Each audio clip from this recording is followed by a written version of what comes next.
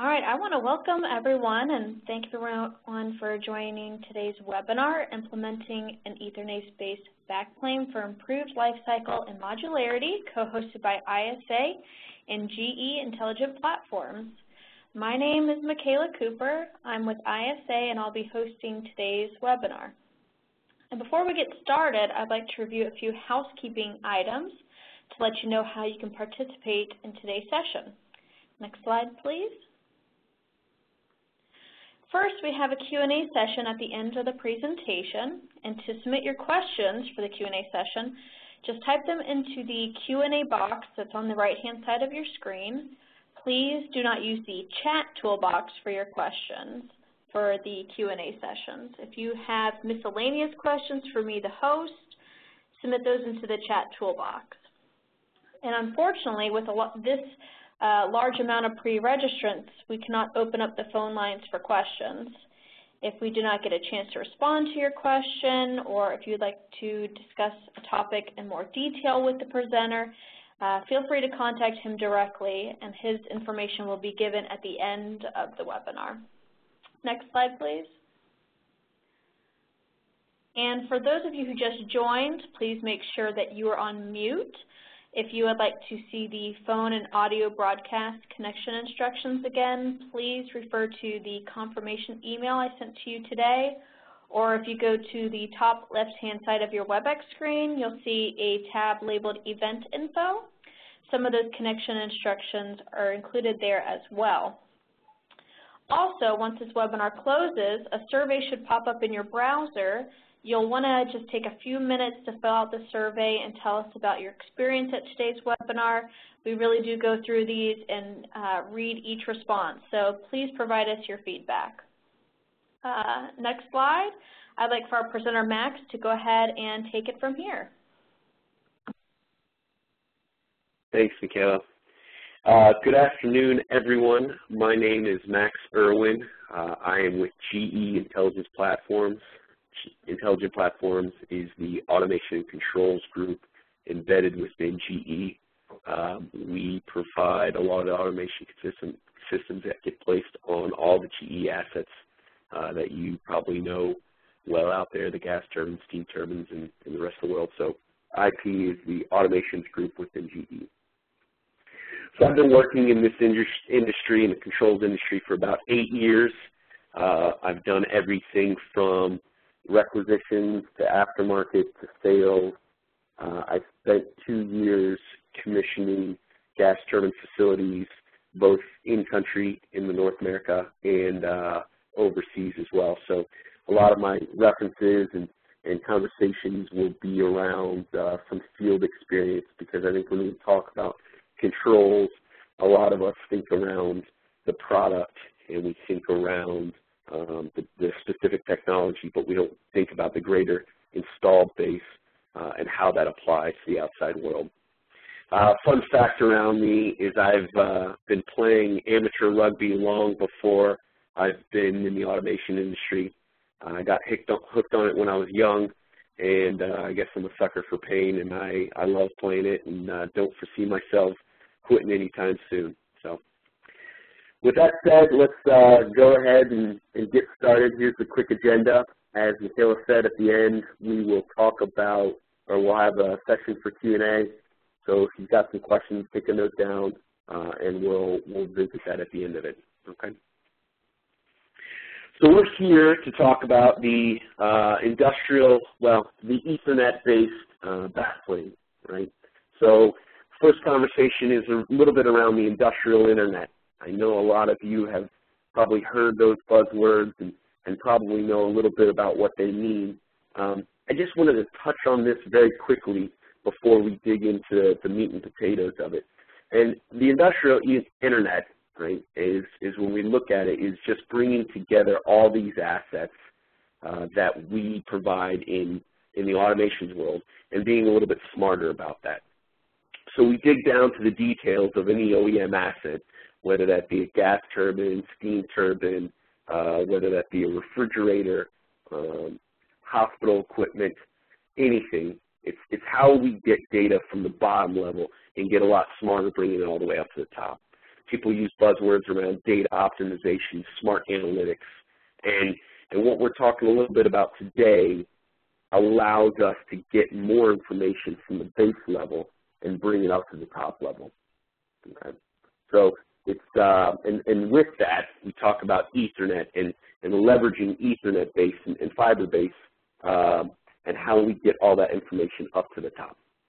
Right? So in some, Ethernet communication dominates the control system, and everybody's moving towards it. Right? How do we get more information quicker so that we can do these smart analytics that people are talking about on the industrial internet scale? Okay. And one thing I want to sum up a little bit is Ethernet doesn't necessarily equal Internet. You know, everyone correlates just because I've got an Ethernet cable, I plug it up to my control system, I can go talk to Google and get all this great bits of information. They're not the same. Right? We in the controls world realize that quickly, but that needs to be a common conception that we got to pass on to the public. Right, and here's here's a picture I pulled from a government website, and it shows in the automation world what we talk about when we talk about a control system base. Today, we're going to focus on the Ethernet level at the I/O level. When we talk about PLC, we talk about field comms, we talk about I/O. We're going to focus on that area, but I wanted to give you a quick picture of the control system land, the corporate level, right? How does this all connect up? And when you start doing these things, you need to think about firewall capabilities. Cybersecurity is becoming extremely prevalent in the last few years. So folks are starting to worry about how do you communicate safely, securely, but still get all that information and more that we've been promised in this industrial internet space, right? But again, let's focus on the top left corner, the PLC space, and the rest is just a reference and a conversation for a different time, different place. Right? Today we're focusing on that I/O level. Right? So we go from the bottom up. We look at the I/O, we look at the infrastructure, we move upward to CPU capabilities, we move upward to HMIs, we move upward to analytics into the cloud, HQ analytics. How do you control multiple assets at multiple locations, right? And as many folks are becoming more accustomed to the cyber world, we're starting to focus on things that we used to never be prevalent, right? Security and being smarter about our analytics and more secure. Okay. So again, as I said, we're focusing on the I/O today. Just going to talk on that. The controller is right down at level 0 of the control system. Okay. So the legacy of the rack. Many of you know and have been in the automations world for some time that in your familiarization with the rack infrastructure is sometimes you deal with it and it looks like this. You know, we're still stuck in the 1980s and it's a thing that we have to deal with. And sometimes it looks a little bit more like this. Right? This is a picture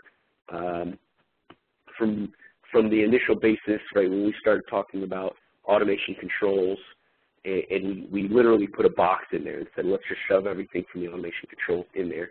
And a lot of the PLC rack-based systems haven't changed very much, right?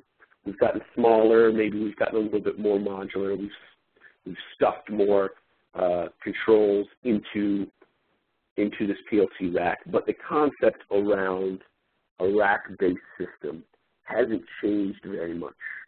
And when people talk about distributed controls, they use this as an example of distributed controls, right? Typically, there's some kind of proprietary communication on the backplane via the highway somehow, and there's a CPU way on the left side, and all that's proprietary. And what you want to talk outside, that's where you get into bus communication, I/O, and things like that. The host has not yet arrived. Please stand by. So if you look at the I/O PLC rack implementation, this might be a typical physical installation that you would see. Right? It's a very clean system. The PLC is in the top left. That's kind of what we typically see from a rack-based system. Might be taller, wider, a few more I/O. But this is an installation in a typical cabinet. You see down on the down right, we talk about marshalling. We talk about relays put in there, maybe wetting towers included in there, maybe some sort of third-party bus communication, a converter, if you will. And then in the top right, you've got your power infrastructure system. That might be a little bit more complicated should you be redundant or not, right? What we get clear out of this is that the PLC footprint is only about, 1/4, if you see that, of the rest of the controls cabinet infrastructure. Cost-wise, it might be more like 75%, but in sum, the PLC is not the total install cost of what you would look up from a control space. Right? There's lots of external wiring, lots of external systems. And when you see by that time, by your end up done, completed with your I/O cabinet, you're looking at 4 to 5 times as much external wiring and the engineering that needs to go into actually build this rack and install it in a cabinet and connect it up to some process, right?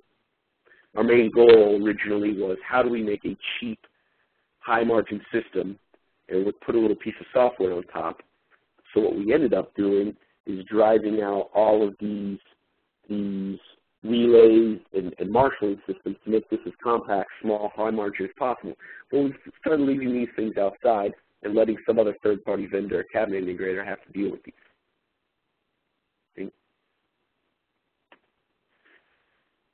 So, and one other point to add to this is we look at it as total installed cost does not equal controls cost. We look at a PLC rack-based system. We don't think about the wiring capabilities, the wiring on top of that, the engineering on top of that, and the installation and panel integration for a third-party shop to do. So although we're driving a smaller footprint, we seem to drive down our marketplace in the controls too as well. So this is a picture that I took of one of our installed bases that I'd seen out there, a site that had an installed PLC. Not the worst of the systems that I'd seen, but definitely not a fun place to go work if you're an electrical engineer. As we compare it to the last picture that we saw, the clean, tight wiring has kind of gone away, and I assume that this site is several more years installed than the previous picture.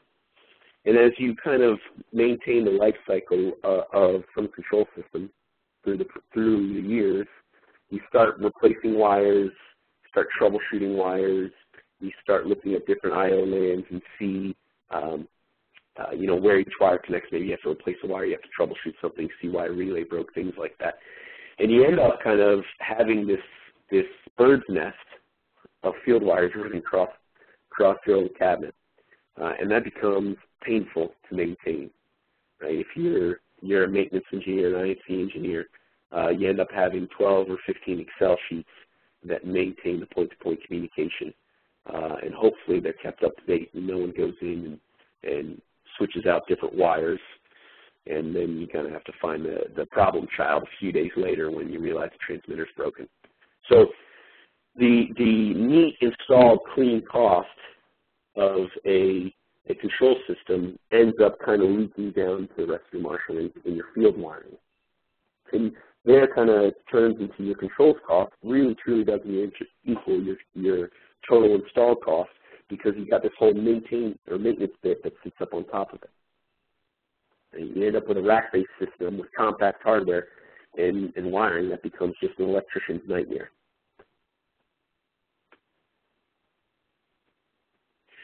So what's the response to that, right? This is the legacy that we've been living in for a while. This is the status quo of control systems. Some people have branched outside. Some people have tried to rethink it. We've come up with great things like buses and being smart about software, being smarter about the programming stuff that you put on top of it. But what's another solution? What's another aspect of how we clean up this rack-based system and kind of have a new novel idea around it? Right? So you look at what a typical system is. Right? Everything's home run back to the control room or the electronics room. Right? You have one HMI that sits up on top. You've got an electronics room dedicated solely to the controls hardware, dedicated to all those marshalling cabinets, dedicated to all those relays built in there. And then you end up home running about several miles of copper cables back from each transmitter or field device. Right? So all your control truly is centralized, but all your operations is distributed. So what we look at is kind of going to that distributed architecture that we've been promised for the last 20 years when people talk about distributed control systems. We truly take the smarts of all these controls and we place it out in different places out, on a skid or the turbine deck or some sort of water treatment skid. We truly take the I/O, we detach it from the rack, and we go place it out in the field. And we run an Ethernet backplane communicating all those systems back to both the electronics room and then the control room.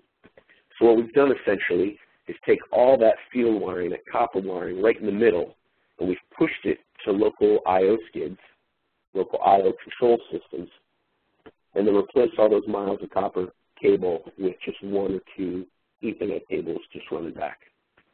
Right? And this does two things. This shrinks our footprint in the electronics room and drastically decreases our copper use and our copper run.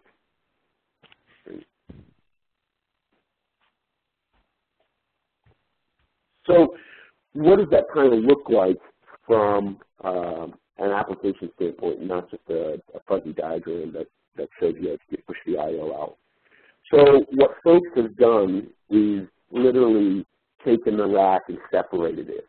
We take the CPU out of the rack, we put it in a standalone system, standalone box, whether that be a PC, whether that be a small little module, and we separate it. We put in 2, 3, 4 copper connections, and we move everything that we've talked about from that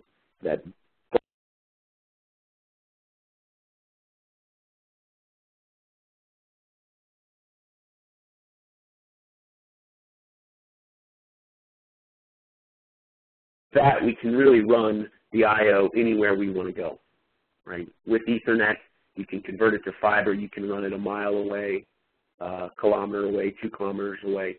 Really, you're not restrained by putting it in a rack-based system. There may be several rack-based systems that jumper together in some fashion. So you can truly take I/O cards, I/O systems, and place them out directly on your aux skid, and copper run it back to your Ethernet backplane. Right? So this allows your system to be flexible from an I/O standpoint.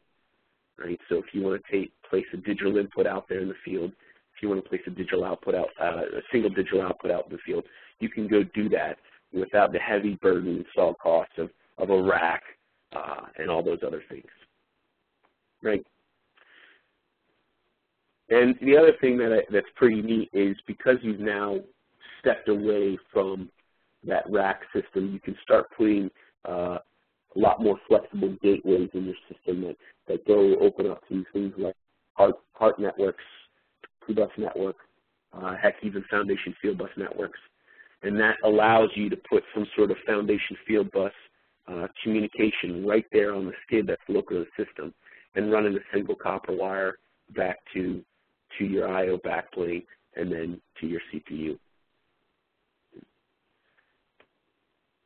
We actually went to a true Ethernet-based system where all the communications between the controller and the I/O is right out of the Ethernet physical protocol layer. So that allows us the flexibility to do really whatever we want and put whatever systems that we want on that Ethernet protocol. Right? So it's pretty cool that you can co-locate different Ethernet protocols, all just same on that physical layer, and allow a lot more flexibility into design with whatever I/O card that you connect up to the system.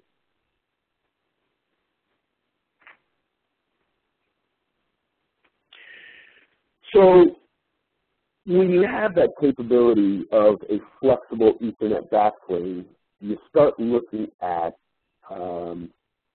different ways you can scale it, different ways you can kind of flex it to tailor it to whatever needs you need to do.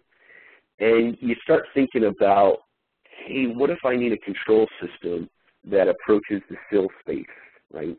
What if I need a safety system for shutdown control or things like that? And you start looking at that you can reach a SIL3 reliability very, very easily solely by scaling your system up to a TMR base or using TMR sensors with a simplex controller. And then the neat thing is you can name that TMR system all the way out to the process output and then have a single process output and still maintain a SIL3 certification. So simply by moving to an Ethernet base of flexibility, you get a very robust, reliable infrastructure. And even outside of the fill space, you get to a place what the gas turbine folks call the difference between crippling reliability and running reliability. So no longer are you claiming to be TMR or dual basis, but simply you have just 2 points of failure and your system's crashed. So for example, if I've got one side of the network of an Ethernet base that seems to fail and the CPU on the other side that seems to fail, the flexibility of an Ethernet base still allows you to run reliably, just because even though you failed a portion from every different section of your ABC TMR system. So you still have got this strong running reliability and not diffused it claiming that you've got tripping reliability in your TMR base, but you still have more points of failure. This allows you to have a lot fewer points of failure because you truly distributed out your controls. Right.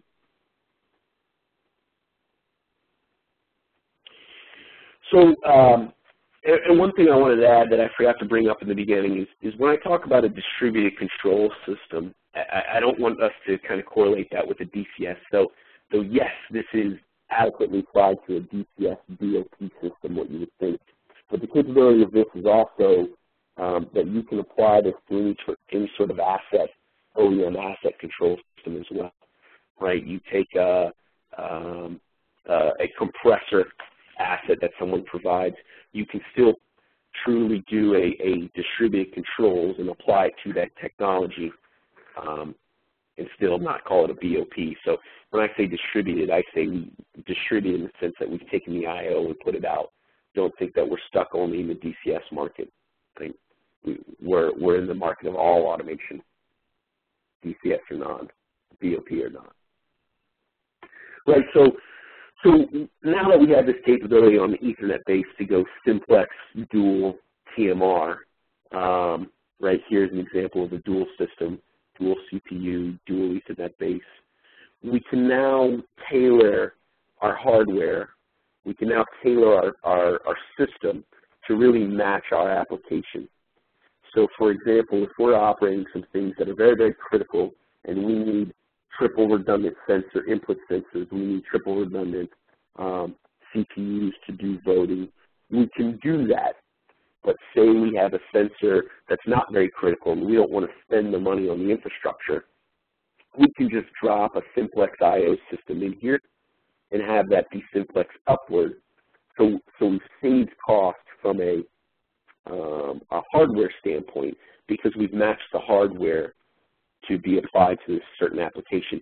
Yet we can put this all on the same system, right? So we can run a TMR system for certain I/O and then a simplex system for certain I/O and still be run all on the same controls platform, but yet you tailor it to your specific application, your specific process, right? And that's very great because it allows you to get away from buying the 3 I/O racks, right? Maybe the dual I/O rack and spending all that money on the system just because you need one portion of it to be redundant. Right? Gives you the opportunity to design a system that is a whole hefty lot more flexible. Right?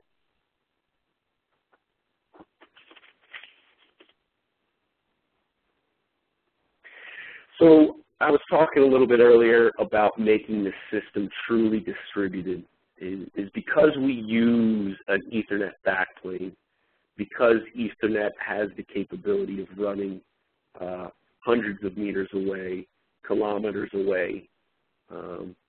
Heck, what I've even seen is I've seen an application where you've got a synchronizer located in one place, and that CPU that's running a kilometer or 2 kilometers away needs to not only issue the controls and open commands, but it also needs to be a little bit more active in that.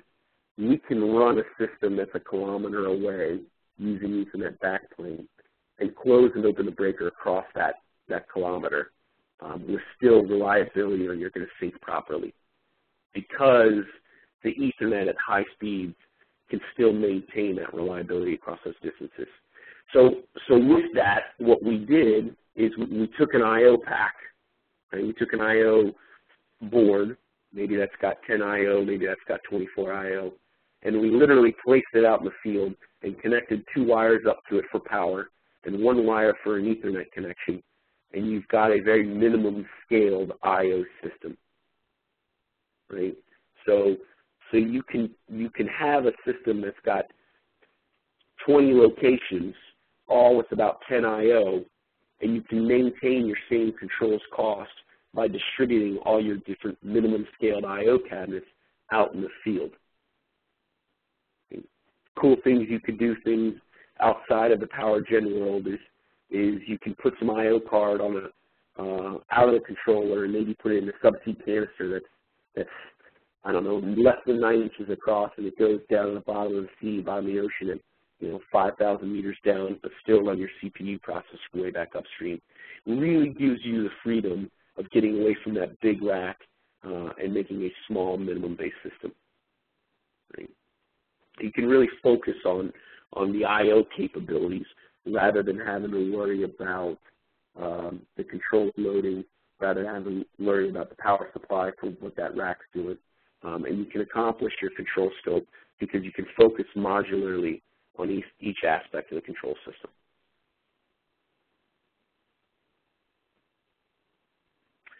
So here's a diagram of one of the power facilities that we had worked on.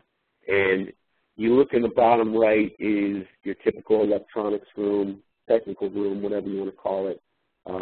You've got all these I/O cabinets in here. You've got interconnection wiring. You've got marshalling cabinets.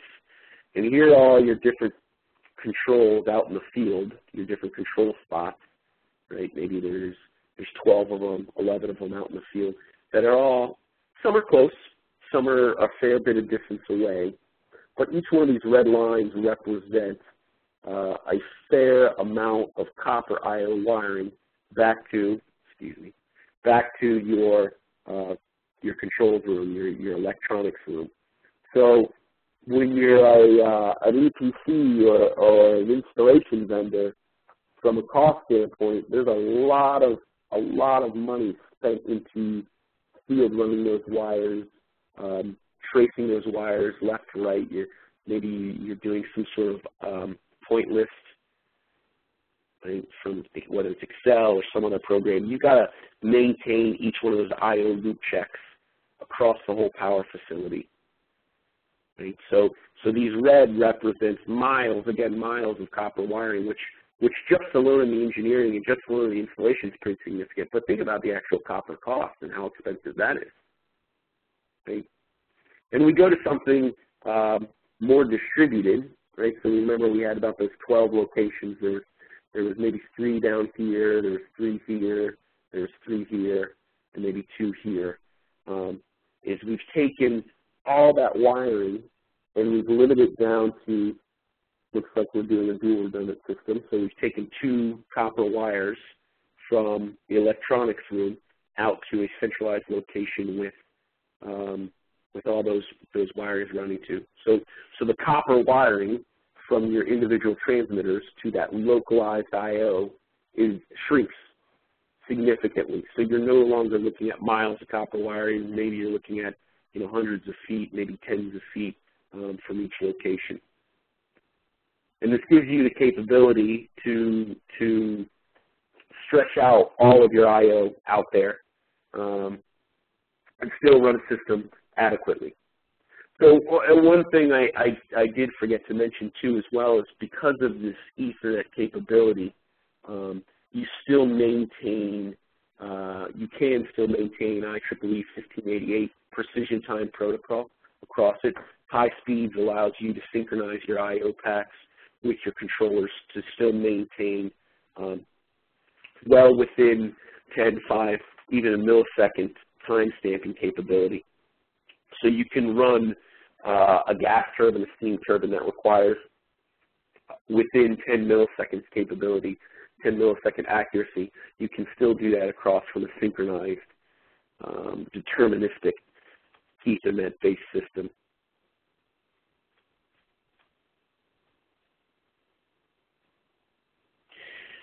So a cool example that I've seen done is now that we've gotten away from the rigidity of a simple rack, the rigidity of a 1-slot, 2-slot, heck, maybe even a 3-slot I/O system, and it's just simply electronics in this I/O rack rather than something else, right? You got your CPU again on your left, you got your power supply maybe right next to it, and then just simple electronics, or actually, you know, wiring internal of just an I/O system all the way down the rack. So we've gotten away from that, and we can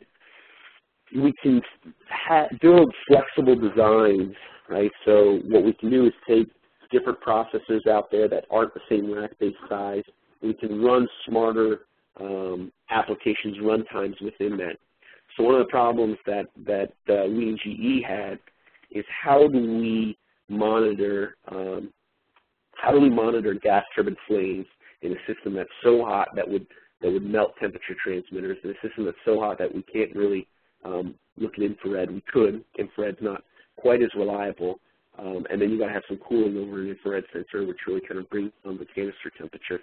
So if you're trying to get a flame monitoring of a gas turbine a lot hotter and warmer, how do we monitor that safer and more reliable? And so what we did is came up with this idea of how we can monitor the gas turbine combustor cams from an acoustic monitoring standpoint. So okay, we can use acoustic monitoring and monitor these things. How do we go about doing that with simple I/O-based systems? It's not really a transmitter out there that we can do a digital input or digital output to do that. So we wrote a lot of code. We took our CPUs that we've used in other places, and we put a lot of application into it, did a lot of high complex data analysis in this CPU, and then put an Ethernet port on it. We said, okay, here is our acoustic monitoring system that we can have of a whole variety of I/O coming into it. There's a lot of analysis, data analysis, and does a complicated controller processor job as an I/O system. Right? So because we broke away from those rack-based systems, we can literally take a CPU out, reprogram it to do a high computation application, and put it right out there in the distributed platform. Right? So it was a cool example of how the shackles of a rack no longer apply to us, and where we can really go think outside the box, if you will, on what we can go do to meet some of our problems out in the field. Another thing that we did, which is pretty neat, is we realized from the gas turbine space we had a set of core I/O that were used from gas turbine to gas turbine, whether it was a big or small unit, and we designed an I/O card around that. Right, and again, there was a lot of the high-level computation that was done in this I/O card. So what we did is took our CPU, put it right in there on the I/O, reprogrammed it to do more direct work on the I/O, repeatable turbine application things that we would never have to change, and it became a distributed I/O system. And then what we would do is have 2 Ethernet ports on the side, and then we communicate back to that Ethernet backplane. And we put a lot of money into investing into this, and we were okay with it on the fact that we knew we had gotten away from the legacy backplane, we had no fear around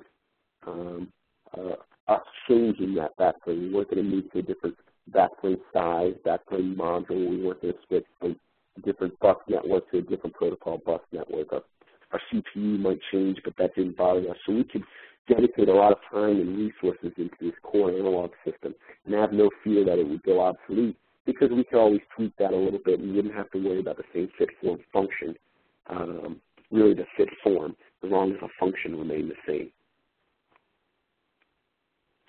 Okay, so I just touched on the benefit to an Ethernet backplane is around system longevity too as well. Is we no longer are stuck in this box that we have to worry about other sub-vendors that they maintain and don't have any obsolescence around CPU parts or the power supply for the rack system or anything like that. We've gotten away from that. We've more or less obsolescence-proofed ourselves because we've taken that rack down to a very modular level. You have a CPU, can be scaled to be simplex, dual redundant. You've got an I/O Ethernet system, can be simplex, dual redundant. And you've got an I/O system that can be simplex, dual redundant. We've all built that around a very common Ethernet-based system, and that's not going away. Right? There's no obsolescence around that Ethernet protocol, if you will. It's not like someone's going to come by and say, no longer we're using Ethernet protocol. We're built into that. Now, if we wanted to switch and put different protocol, different communication layers on that, that's fine. But we've essentially obsolescence-proofed us because we're built around that Ethernet base, and we can update each component and piece as we see fit. So, for example, if we have a CPU and we want to put more processing power into it, and we want to move to a Generation 2 controller, we can do that. We put in the time, we dedicate, we put in some runtime resources, come out with a new and better CPU. We go incorporate that in all those older systems, those legacy systems, and everything's still backward compatible. But I never picked up anything on my Ethernet-based backplane, and I never picked up anything on my I/O cards because I didn't need to. I didn't have to focus on rewriting those things. So those first two examples of that acoustic monitoring system and that core analog system, we knew we could put the time in there and we wouldn't have to fear about any sort of obsolescence because that would be there for the long haul. And then if we did need to add some I/O to the core analog I/O path, we would go do that in its due time and not have a fear about the rack, obsoleting, and we'd have to whole build new hardware functions to go apply it across the whole platform. So we've divorced ourselves from barriers and regulations where we had to upgrade the whole system. We can upgrade all these pieces and piece part mentality as long as we maintain a backward compatible mindset. Right? We can easily migrate portions and pieces of the system without a rip out and replace.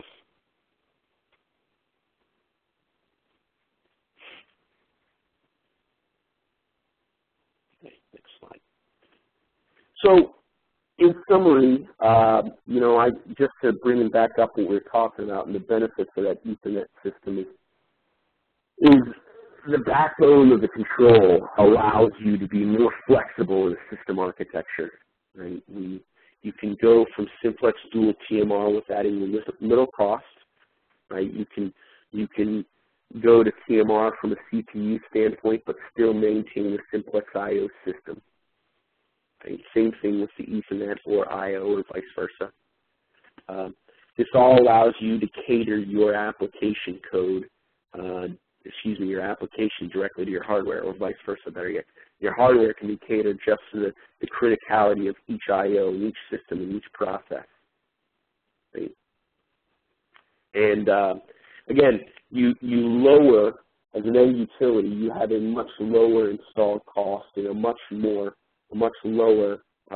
maintenance cost as you go through the life cycle of your power facility or of your facility. You don't have to worry about whole I/O rip and replace migration.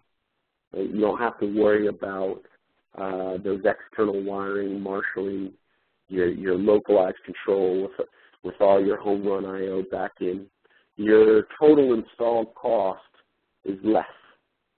Right? Most of the time when we're looking at selling control systems, we think, how do I drive my piece and parts to be a lot cheaper and make other people take on other scopes?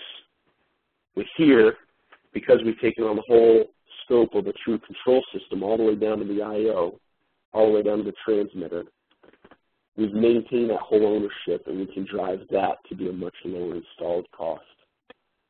Right? And it gives us a little bit, as an OEM, as a vendor, that gives us a little bit more ownership of the whole system, so we can maintain both a little bit more vertical from both the relays, the power supply, and things like that, and that technology. It makes troubleshooting a lot easier. It makes data analytics a lot easier. It makes I/O diagnostics a lot simpler because all that's built into our system. It allows us to support for a lot more growth in the system, the technology. So I don't have to go sell to a customer, hey, we've got these great new whiz-bang features, but in order to get there, you've got to go rip and replace your whole control system. No, you just need to go look at updating your runtime, or hey, there's a new CPU that can handle this great technology. You need to go look at migrating that CPU to a new version. Keep your I/O, keep your Ethernet backplane all the same. And from a lifetime maintenance, it's a lot easier for customers because they can see that we've taken steps and leaps and bounds to essentially obsolete-proof ourselves from a control system. Things around the I/O packs or things around the Ethernet switch may go end of life because of a certain sub-vendor, but we've modularized ourselves in such a factor that we prevent the whole system from going obsolete at once. So we have just migration paths. Go think about upgrading your I/O pack because you want a new, faster, smarter processor built into there. It gave us, because we moved away from this rigid rack, this rigid box, it gives us the opportunity to take away all those restrictions that you got before and be a lot more flexible, a lot more catering to the end user and what he really wants to do. Okay? So with that being said, and that was a quick presentation, I apologize, but I wanted to get into some of the questions where you guys can reach out to me and ask some questions and see what things I can answer for you. Thanks, Max. And while those questions are coming in, I'm just going to give a little shout out to ISA's upcoming event, ISA's Process Control and Safety Symposium. And that's November 9th through the 12th in Houston, Texas. So that's coming up pretty soon. And Max and all the GE folks are going to be there, so stop by, come and visit them, and talk to them face-to-face. If you haven't registered yet, registration is still open. So go to isa.org to go ahead and register for the event. You can go ahead and go to the next slide, and we can move into the Q&A portion of this webinar. If you guys just want to enter your questions into the Q&A box on the right-hand side of your screen, and Max will go ahead and get to your questions. All right, great. So already got a slew of questions coming in. This is good. So the first one you asked is, how deterministic is this design? So I'm not sure if that question was asked before or after when I mentioned it, is what I've seen, we're looking at the IEEE 1588 standard, is we can be down to 1 millisecond SOE standards, and you can be down to operating logic from end to end within 10 milliseconds. Talk a little bit about what I've seen is a lot of synchronized control. So your I/O packs, because there's smarts built into there, they are time synchronized. I think we run down into microseconds of jitter with the CPU. So it's scanning the I/O at the same time that it's forwarding up to the CPU, in which the CPU is executing the code, scanning it back down to the I/O outputs, all within a fixed time range. So we've got the capability of being around 10 milliseconds, 40 milliseconds, 80 milliseconds, 160 milliseconds, and you can kind of go up from there. But all that can be time synchronized for input scan, output scan, all within that fixed range. And one of the things I've seen kind of the typical PLC mindset is it's kind of execute as quickly as you get the I/O in. And for the most part, that can be very fast. But the problem runs into if you get a place in your code that is very CPU intensive, you can see the input to logic scan to output can really bump you up from 1 millisecond all the way up to 5, 10, 15, 20, 40 millisecond scans. And the trouble with that, as you know from a deterministic or non-deterministic world, is when you're trying to do things like PID control, you're trying to do things that are time-sensitive control, you have no idea how far you went from one scan to the next. So this allows you to write PID control a lot simpler, simply using integral derivatives, proportional gain. This allows you just to write that simple block where and be reliable that you're running it within your time frames of 10 milliseconds, let's say. Okay. How do you manage the different tool sets when you're integrating all these multiple systems, right? So great question. If you're talking about safety or non-safety, there is, the great thing is the technology is all the same. So you can run a safety integrated system and a non-safety integrated system all within that same space of an Ethernet backplane and still maintain IEC 61511 capability of the fill-free system by isolating your SIL I/O to be read-only on your non-SIL and still maintain that all on the same network. And the tool set is literally the exact same. The only difference you would see is there's some extra software things around a SIL system, like you got to lock your controller, you got to brand your controller, things around that. But the tool set is exactly the same. Right?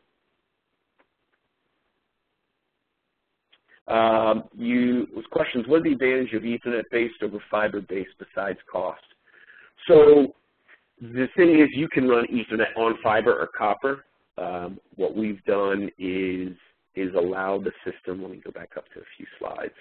So this one, I keep talking about copper running from your I/O to your switches to your CPUs. But to get that 1 kilometer, 2 kilometer distance I was talking about, these guys have to be fiber, and you run Ethernet on that, which is great. So if cost is not an issue with you, and usually it's not, because the standard is every time you run outside of a building, you have to go fiber. So we run fiber with that Ethernet protocol on the back of it, from controller to an Ethernet switch and then to the I/O. And so you get a lot longer distance run, a lot better speed.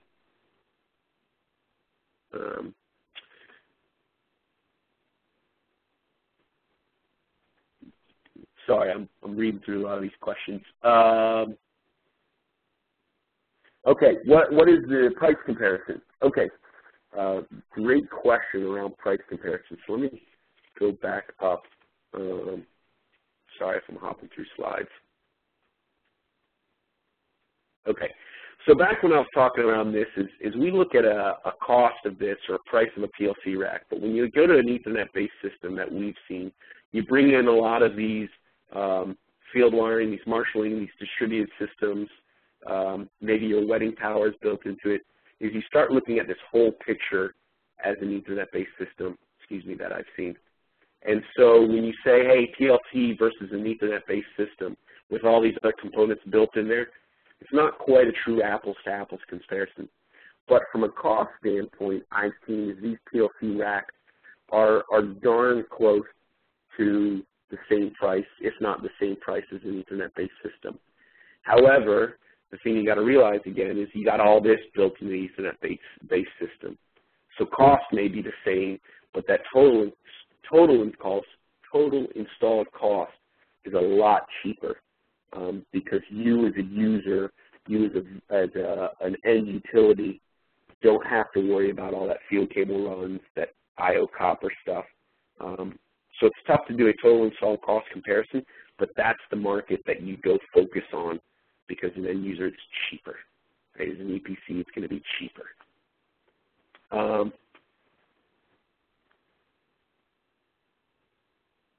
Let's see. Does this design satisfy the intrinsic safety requirements? So great question.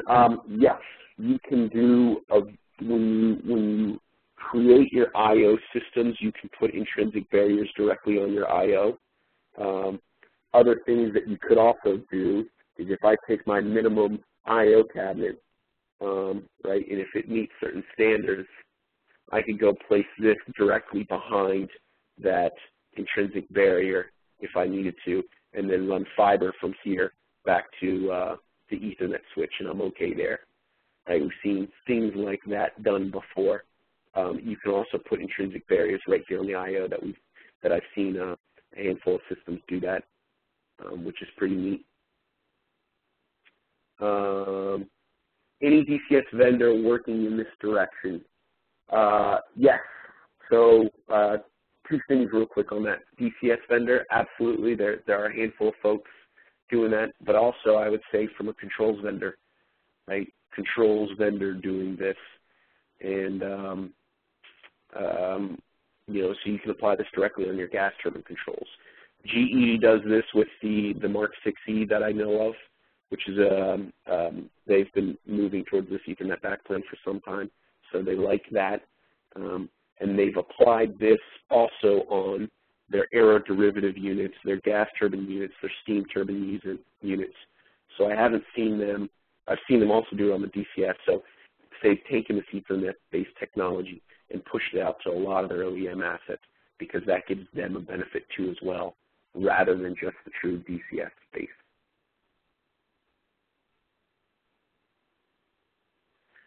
How safe is the Ethernet communications between CPU and I/O regarding manipulations and hacking?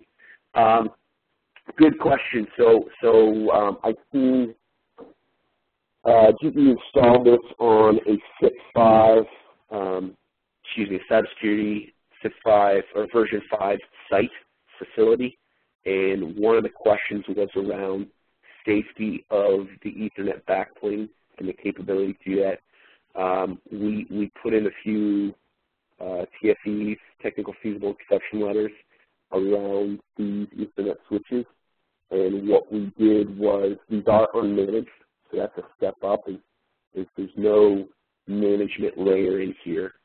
That also allows a lot of faster communication to do that.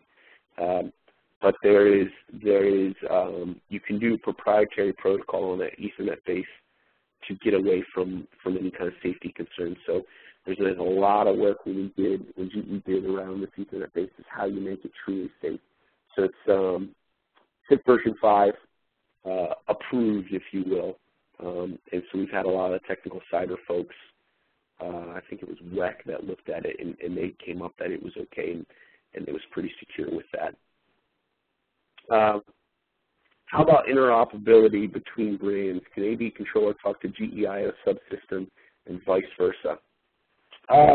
Good question, and I think we've kind of focused that on here, and I think people are being a lot smarter in terms of how do you be a lot more agnostic with Ethernet backplanes. Right here is an example. This thing is like a foundation field bus gateway, if you will, or a heart gateway, or a Profibus gateway, or even Profinet gateway. And that allows systems like this to be more flexible.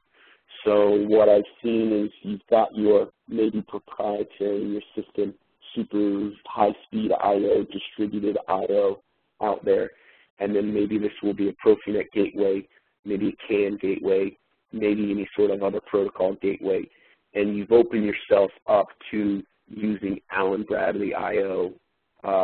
Should it be able to talk Profinet, Profibus, Modbus, things like that. So folks are starting to realize the flexibility of not just you as a controls vendor at your I/O. You gotta have the flexibility to start talking to other people's I/O, and that's a great benefit because the cool thing is way upstream, your software capability, your programming blockware. Should folks like using, XYZ programming software, you can run all that programming software with somebody else's I/O back to something that you're used to. I've seen the Mark 6E does that pretty well. They've got a Profinet gateway here that can use anybody else's Profinet I/O, and that's all done through their Mark 6E software too as well.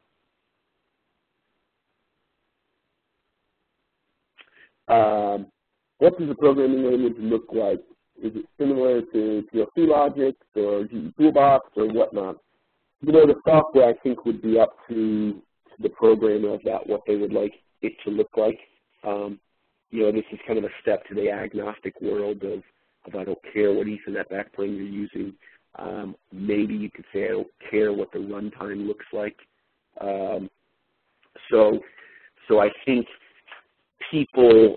automation vendors need to be take a little time, energy, and resources and start refreshing the typical PLC logic in the 1970s feel to be something a little bit newer, because a lot of this allows smart analytics, smart diagnostics, and a lot of that harnessed from the tool set. A lot of that harnessed from the programming language. And then back up to the first thing that we talked about, the industrial internet control system. That is, with smarter I/O, you've got to have better looking tool sets. You can't stay, in my mindset, of the old PLC logic is 1970s retro. You've got to be better about that, and you've got to update that. So I think that it goes down to the automation vendors and what they want to use. Does this approach change cybersecurity boundaries from the centralized approach? Yeah, it definitely does. But the neat thing is when we were talking about it, go back. So we're sticking mainly with that control system in the field device, right? What I like that you move to an Ethernet base is you can leave all of what we talked about today in the ESP, and you've got a better capability to monitor that system. In the olden days of a PLC rack system, you could only talk to the PLC, right? The CPU. You couldn't talk anywhere downstream of it. So if there was any Modbus cards downstream of it, if there was any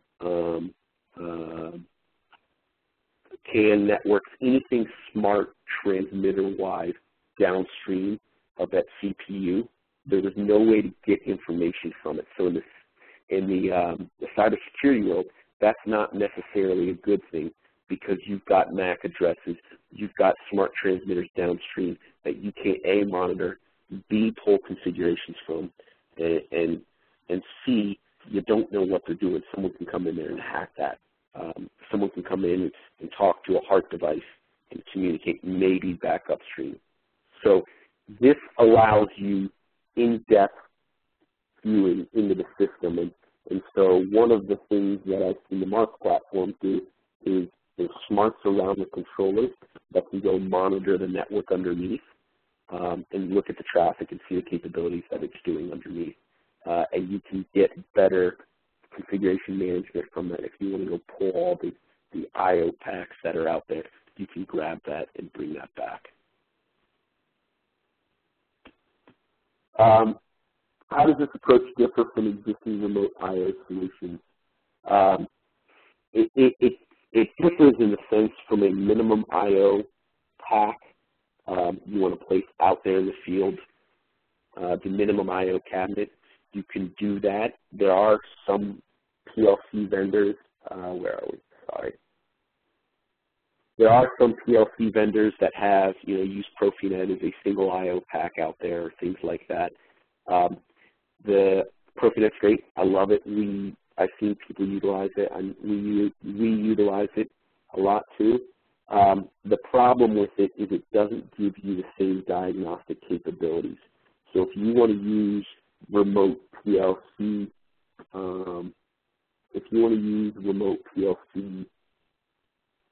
type I/O slots. It is truly just a remote I/O with analog inputs, and that's it. Right? There's no diagnostics. It's either talking or not talking. These minimum field I/O cabinets, you've put some smarts into the I/O packs out there, and you can get a lot of things like fuses blown, overvoltage grounding, power supply on the pack fails, Ethernet communication is bad. The diagnostics are very endless of what you can do. You can also maintain super high speed, 1 millisecond guaranteed SOE timestamps around that to feed back to the CPU. You can get the diagnostics directly from the I/O pack that you couldn't in the existing, remote I/O PLC world.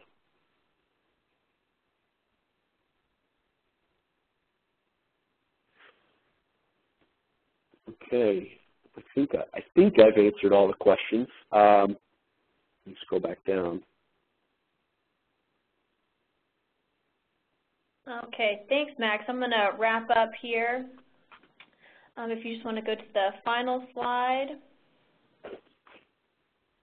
If you missed any portion of this webinar, or you came in halfway through, or if you'd like to share this webinar with any of your colleagues or coworkers, it was recorded, so I'll be sending that recording hopefully this afternoon, if not early next week. So be on the lookout from an email from me in the next couple days.